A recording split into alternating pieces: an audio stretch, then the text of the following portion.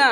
খালি দয়া কইতো প্রেমের বিষে ধরছে গো যাহার, কি করিয়া বুঝাই তার গো বিষে পরাণ যায়, প্রেমের বিষে পরাণ যায় গো।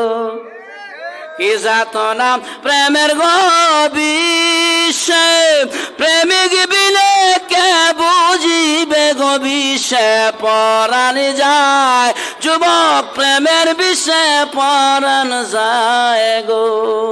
এই জাতের বক্তা আইলে, এই জাতের গানের শিল্পী আইলে মানুষের সংখ্যা এমন হয়তো আরো বেশি হইতো।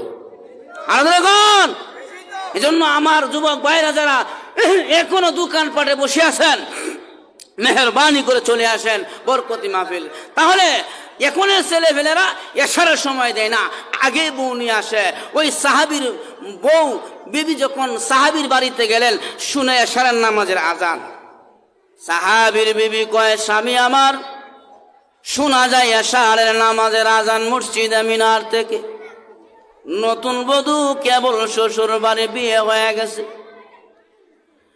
ওগো আমার স্বামী, এশারের নামাজের আজান শোনা যায়, আপনি আল্লাহর ঘর মসজিদ থেকে এশারের নামাজ পড়ে আসেন, আমি ঘরে নামাজ আদায় করে নেই। এখন সাহাবী এশারের নামাজ পড়ার জন্য আল্লাহর ঘর মসজিদে চলে গেলেন। বিবি